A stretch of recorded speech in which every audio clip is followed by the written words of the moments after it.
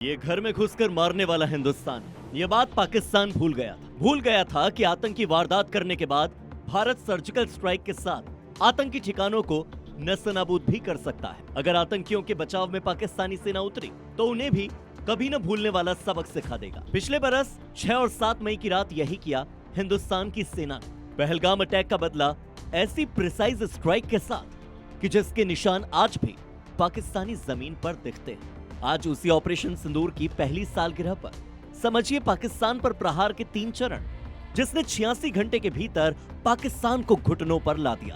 पहले चरण में आतंकी ठिकाने तबाह, दूसरे चरण में आर्मी कम्युनिकेशन ठप और तीसरे चरण में 12 मिलिट्री बेस बर्बाद। प्रिसाइज अटैक हुए थे और बिल्कुल जहां मारने को बोला था उस स्पॉट पे जाके हिट किया गया था। अगर आप ध्यान से देखें तो 13 में से 11 जो एयर बेसिस हैं पाकिस्तान के, वो हम लोगों ने डिस्ट्रॉय करने में कामयाब हुए थे। अगर आप पिछले हिस्ट्री में जाएं, थोड़ा सा पीछे जाएं, सिर्फ 5 या 10 साल पीछे जाएं, तो हम इस तरह से हमारे धरती पर अटैक होते थे, आतंकवादी अटैक करके चले जाते थे। ये ऑपरेशन सिंदूर का पहला चरण था, सीक्रेट, सटीक और पूरी तरह से सर्जिकल। ये इंतकाम था 22 अप्रैल 2025 को पहलगाम में पाकिस्तानी आतंकियों के हाथों मारे गए 27 सैलानियों के खून का, उनके सुहागिनों के सिंदूर का, और इसीलिए ऑपरेशन को नाम दिया गया ऑपरेशन सिंदूर। पाकिस्तान ने हमारे पर हमला किया, टेररिस्ट का हमला किया, टेररिस्ट को बर्बाद कर दिया।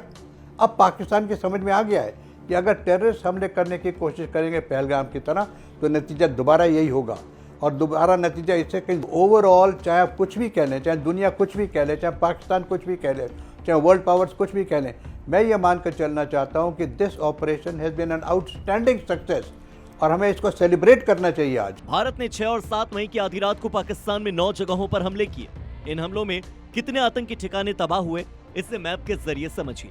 जैश का हेडक्वार्टर बहावलपुर में, लश्कर का मुरीद के हेडक्वार्टर, सरजल में बना जैश का लॉन्चिंग पैड, हिजबुल मुजाहिदीन का ट्रेनिंग सेंटर महमूना जोया, इसके अलावा भिम्बेर में लश्कर का ट्रेनिंग कैंप, कोटली में जैश का सेंटर, कोटली में हिजबुल का ट्रेनिंग सेंटर और मुजफ्फराबाद में लश्कर का कैंप, साथ ही मरकज भी टारगेट में शामिल थे। 40 साल हो गए हैं हमें 40 साल हो गए हैं पाकिस्तान की प्रॉक्सी वॉर को झेलते हुए, और आज पहली बार उनको जब थप्पड़ पड़ा है जोर से, तब उनकी समझ में आया कि वो हमारे सामने कहीं स्टैंड नहीं करते हैं, ना मिलिट्री वाइज ना पॉलिटिकली। पूरे विश्व में वो आइसोलेट हो गए थे, किसी ने उनका साथ नहीं दिया था, और भारत ने जो अपने टारगेट्स पूरे करने थे, मिलिट्री टारगेट पूरे किए।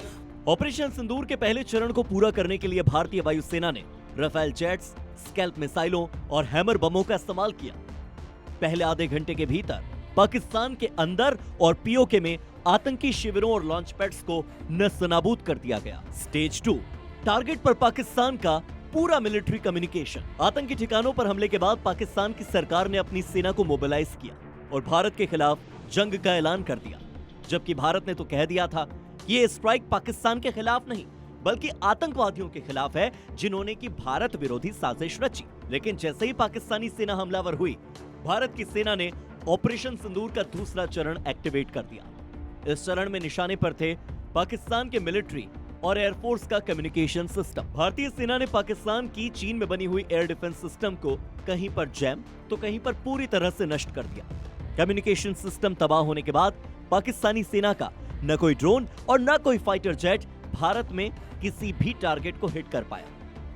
जबकि संचार विहीन पाकिस्तान में हमारी वायुसेना को अपना ऑपरेशन पूरा करने में मदद मिली। एक ऑटोमेटिक सॉफ्टवेयर है जो उसको डिटेक्ट करता है और वो खुद डिसाइड करता है कि इस एनिमी थ्रेट को किस वेपन से डिस्ट्रॉय करना है। तो डेफिनेटली छोटी चीज़ के लिए छोटा वेपन यूज़ किया जाएगा, बड़ी चीज़ के लिए बड़ा वेपन यूज़ किया जाएगा। और अगर आप सिंदूर के दौरान देखें कि नदन फ्रंट पे जो बहुत ज़्यादा ड्रोन पाकिस्तान ने भेजे थे, लेकिन कोई भी हमारे क्षेत्र में आके, हमारे टेरिटरी में आके कामयाब नहीं हो पाया। ऑपरेशन सिंदूर के दूसरे स्टेज में भारत ने पाकिस्तानी आर्मी को अंधा और बहरा बना दिया। इसके बाद शुरू होता है ऑपरेशन का तीसरा चरण, स्टेज 3, टारगेट पर पाकिस्तान के मिलिट्री और एयरबेस। ऑपरेशन सिंदूर के तीसरे चरण में पाकिस्तानी एयरबेस को कैसे तबाह किया भारतीय सेना ने, इसकी मिसाल है नूर खान एयरबेस, जहां मरम्मत का काम अब भी चल रहा है। इस स्टेज में पाकिस्तान ने भी पलटवार की कोशिश की, लेकिन इंटीग्रेटेड काउंटर यूएस ग्रिड के जरिए भारत ने सभी पाकिस्तानी हमलों को विफल कर दिया। भारत के अंदर कोई नुकसान नहीं हुआ, भारत का कोई इंपॉर्टेंट जगह पर कोई ऐसा डैमेज नहीं हुआ। हाँ, छुटपुट हुआ था कहीं एक आध जगह, लेकिन वो भी बिल्कुल इनसिग्निफिकेंट रहा।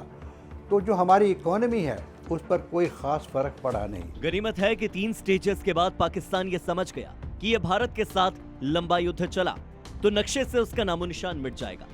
जंग रुक गई, लेकिन पाकिस्तान अब भी अपनी आतंकी गिरेबान में झांकने को तैयार नहीं।